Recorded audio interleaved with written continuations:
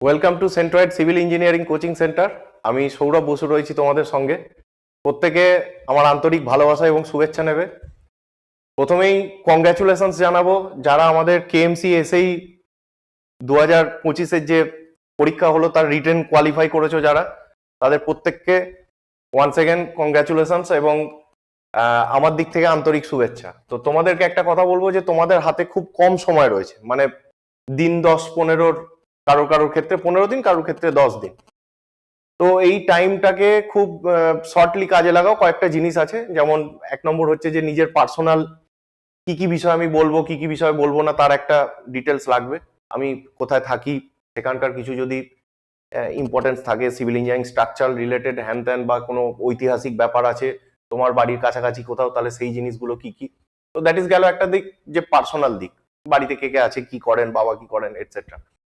Second হচ্ছে যে তোমার এক্সপিরিয়েন্স মানে তোমার যদি কোনো ফিল্ড ওয়ার্ক থাকে সিভিলের উপর, যে তুমি প্র্যাকটিক্যালি কোথাও কাজ করেছো, তাহলে সেই সমস্ত কাজের কি কি ডিটেলস, সেইটাকে একটা নোট ডাউন করতে হবে কয়েকটা জিনিসের মধ্যে। যে আমি ব্রিক ওয়ার্ক করেছি, বাউন্ডারি ওয়াল করিয়েছি, আমি ফাউন্ডেশনের কাজ করিয়েছি, বা আমি রিপেয়ারিং কাজ করিয়েছি। তো তোমার নেচার অফ জব কি এবং সেইটার কি কি কোডাল প্রভিশন আছে, পিডব্লিউডিএসআর কি বলছে, তোমার কি এক্সপিরিয়েন্স আছে, ড্রয়িং এ কি ছিল, তুমি সেই সমস্ত জিনিসগুলি দেখে গেলে, সেইগুলি রেডি করে গেলে।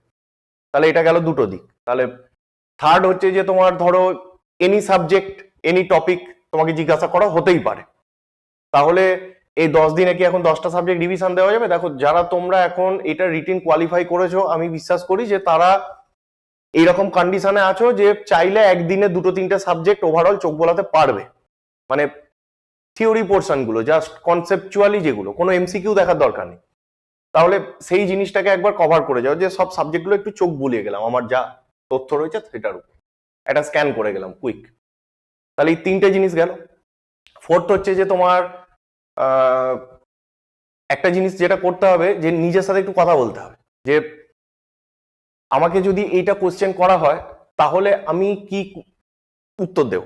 আচ্ছা, আমি এটা উত্তর দিলাম, তাহলে সেখান থেকে এগেন কি ক্রস কোশ্চেন আসতে পারে, আচ্ছা সেইটার এগেনস্টে আবার আমি কি বলবো। তাহলে আমি নিজের সম্পর্কে জানলাম, এক্সপিরিয়েন্স ঠিক করলাম, সমস্ত সাবজেক্ট গুলোকে একবার স্ক্যান করলাম। আর একটা জিনিস হচ্ছে ফোর্থ, যে কেএমসি পরীক্ষা দিতে যাচ্ছি, তাহলে তাদের সম্পর্কে কিছু জিনিস জেনে গেলাম, যে তারা কি কাজ করে, কি ডিপার্টমেন্ট আছে, কি কি ব্যাপার, তার কি হায়ারার্কি, তার কি ব্যাপার, ফুল ফর্ম, তার ওয়েবসাইট ঘাঁটা, এই সমস্ত করে একটা।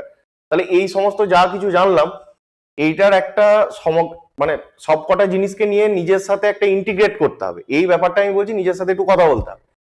তাহলে এই বিষয়টা করে তুমি একটা কন্ডিশনে আসবে যে আচ্ছা ঠিক আছে, আমি হলে ঢোকার আগে আমার এই হচ্ছে প্রেজেন্ট সিচুয়েশন। তো এই কয়েকটা জিনিস তোমাদেরকে এই 10 দিনের মধ্যে বা 12 দিন 15 দিনের মধ্যে তোমাকে বাগিয়ে গুছিয়ে যেতে হবে, যে যাতে করে ওখানে তুমি তোমার বেস্ট রিপ্রেজেন্টেশন দিতে পারো।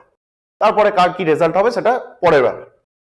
তো এটা তো গেল যে যাদের হয়েছে তাদের জন্য।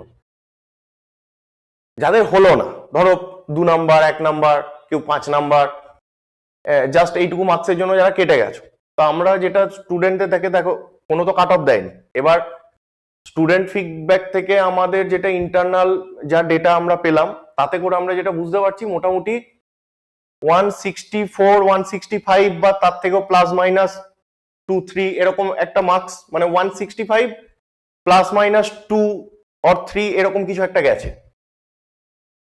তো বিষয় হচ্ছে যে যাদের ধরো 160 হলো বা 158 হলো, ইউআর এর ক্ষেত্রে বলছি, তো তাহলে তাদের কি প্রিপারেশন খুব খারাপ আছে? না, সেইটা নয়, তাদের প্রিপারেশন ঠিকই আছে।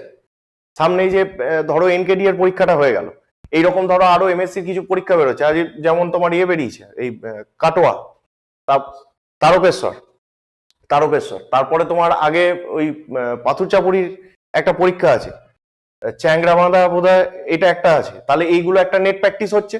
এই পরীক্ষাগুলো দেখো, আমি বলবো প্রত্যেকে যে ফর্মগুলো ভরো, তাহলে কি হবে, তুমি এমএসসির যে কারেন্ট কোয়েশ্চেন প্যাটার্ন, সেইটা উইদিন টাইমে গিয়ে হলে বসে তুমি কতটা করতে পারছো, তাহলে তুমি তার সাথে একটা পরিচিত হচ্ছ। এইটার ফলে কি হবে, তোমার যখন আপকামিং কেএমসি তে অনেকগুলো ভ্যাকেন্সি আসবে, সেইটা কিন্তু তোমার পরীক্ষায় আগে অনেকটা তোমাকে রেডি করে দেবে। কারণ ধরো আমরা কি করছি, একবার যখন দেখছি যে 20 দিন পর একটা পরীক্ষা, আমি একবার রেডি হলাম, আবার সেই পরীক্ষাটা চলে গেল, আবার দেখছি আবার 1 মাসের মধ্যে আবার একটা পরীক্ষা, তাহলে আমি আরেকবার রেডি হলাম। তাহলে আমার যে জিনিসটাই রেডি হয়ে আছে, সেই জিনিসটাই বারে বারে করার ফলে কি হবে, সেটার শার্পনেস আসবে, সেইটার স্পিড বাড়বে, নেগেটিভ কমবে, তোমার অ্যাটেম্প্ট বাড়বে, কিন্তু তোমাকে সেইটা একটা প্রসেসের মধ্যে দিয়ে চালু রাখতে হবে। এবার যেমন ঠিক দেখো 2022-এ পিএসসি কেএমসি এইসব পরীক্ষা দিয়ে 23 সালে যখন পরীক্ষাটা হলো তখন আগে কেএমসি হয়ে গেল, তারপর পিএসসি হলো। তাহলে যাদের যাদের কেএমসি পরীক্ষাটা দিয়ে আবার পরীক্ষাটা খারাপ হয়েছিল তারা আবার একটা সুযোগ পেয়েছিল যে পিএসসির আগে কিছুটা বাগিয়ে গুছিয়ে নেয়। ঠিক এই বছরেও তাই হতে যাচ্ছে আমাদের যেটা ধারণা, যে কেএমসির পরীক্ষাটা হয়তো ভোটের আগে হচ্ছে আর পিএসসি এইটা হয়তো ভোটের পরে হবে। তো এরকমই মনে হচ্ছে দেখে। তো সেই ক্ষেত্রে আবার যদি দেখো যে এমএসসি ছোট পোস্ট গুলো যেমন কেএমসির পরীক্ষার আগে যেমন দু একটা পাবো, আবার হয়তো কেএমসি পরে দু একটা পাবো, তাহলে এরকম যেমন হচ্ছে, আবার কেএমসিটা পরে আবার পিএসসিটা যদি পাই তাহলে কিন্তু আমাদের এই কন্টিনিউয়াস প্রসেসটার মধ্যে থাকলে তোমরা কিন্তু বেরিয়ে যাবে। যারা খুব ক্লোজ আছো, 2-5 নাম্বার 10 নাম্বারের জন্য হচ্ছে না, তারা তো বলবো যে তোমরা খুব লেগে থাকো।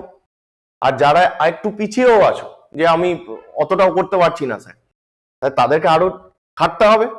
আর যারা আবার একদম নতুন শুরু করবে তাহলে তাদের তো জিরো থেকে স্টার্ট করতে হবে। তো সুতরাং এক একজন আমরা এক এক রকম স্টেজে এক এক সময় থাকি প্রিপারেশন যখন নিচ্ছি। যারা ক্লোজে রয়েছে তাদেরকে আমি এটাই সাজেস্ট করব যে আপকামিং পরীক্ষাগুলো পরপর দিতে থাকো এবং ইমপ্রুভ করতে থাকো, এটুকুই বলার।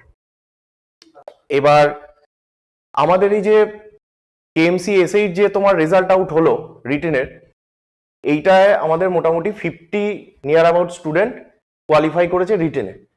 এবার এই যে তোমার 50 স্টুডেন্টের মধ্যে 90% স্টুডেন্ট আছে আমাদের হচ্ছে ফুল কোর্স থেকে। তো বিষয় এটাই যে দেখো যখন কম পোস্টের পরীক্ষা হচ্ছে, যেমন পিএসসি জেইতে কিন্তু আমাদের এখান থেকে ক্র্যাশ কোর্স থেকে অনেকে পেয়েছিল পিএসসি জেইর সময়। পিএসসি জেই এনএস এই ধরনের পরীক্ষাগুলোয় যেহেতু অনেক পোস্ট থাকে, তো ওখানে কি হয় যে কেউ এসে যদি 6 মাস 9 মাস পড়াশোনা করে, দেখো সময়টা পাওয়া গেল কত। পিএসসি জেইর আগে পিএসসি পরীক্ষাটা গেল পিছিয়ে, তার ফলে কি হলো তখন অনেক পোস্ট প্লাস পরীক্ষা পিছ হলো। তাহলে ওই গ্যাপটাকে অনেকে কাজে লাগিয়ে মার্কসটা কিন্তু তুলে নিয়ে বেরিয়ে যেতে পেরেছে।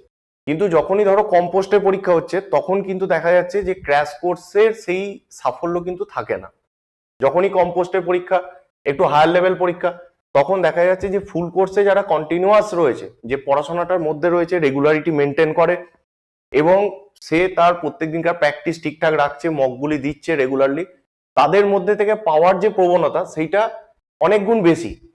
তো এইটা একটা রেগুলার হ্যাবিট, যে ধরো আমাকে প্রত্যেক দিন যে 10 ঘন্টা করে পড়তে হবে নাহলে হবে না এরকম তো নয়। আমি যদি রেগুলার সময় 2-3 ঘন্টাও পাই তাহলে আমি সেই 3 ঘন্টাটা কাজে লাগাই আমি আমার পড়ার জন্য। এটাই রেগুলার হতে হবে, মানে আমাকে ডেলি 10 ঘন্টা করে দিতে হবে এরকম নাই হতে পারে, কারণ আমার জব থাকবে, আমার বাড়ি ঘর আছে, সাথে আমি কি পারি সকালবেলায় 3 ঘন্টা সময় পাই। তা আমি প্রত্যেক দিন ওই 3 ঘন্টা সকালে যদি পড়তে পারি, এইটাই আমার রেগুলারিটিটা মেনটেন করতে হেল্প করবে। এবং এর ফলে কি হয়, আমার যে পারফরমেন্সটা আজকের ডেটে রয়েছে সেটা কখনো ড্রপ হয় না, এবং যখন আমার পরীক্ষা আসে তখন আমি নিচে নেমে যাচ্ছি না। আমার পারফরমেন্সে আমি একটু চেপে 3 ঘন্টার বদলে 5 ঘন্টা করে দিলাম, তাহলে আমার একটু ইমপ্রুভমেন্ট হবে, কারণ আমি ডাউনফল হচ্ছি না। তো এইটাই বলার বিষয়, যে যারা হয়নি তারা একটু রেগুলার হোক। ঠিক আছে, প্রত্যেকে ভালো থাকবে। আমাদের নতুন ফুল কোর্স 2026 লঞ্চ হচ্ছে। এই ভিডিও শেষে এন্ড স্ক্রিনে তোমরা ভিডিওটার লিঙ্ক পেয়ে যাবে। যারা যারা ইন্টারেস্টেড আমাদের ফুল কোর্সে জয়েন করতে, তারা তোমাদের ওই ভিডিওটা দেখে নেবে, ওখানে সমস্ত ডিটেলস দেওয়া থাকবে। ভালো থাকবে প্রত্যেকে।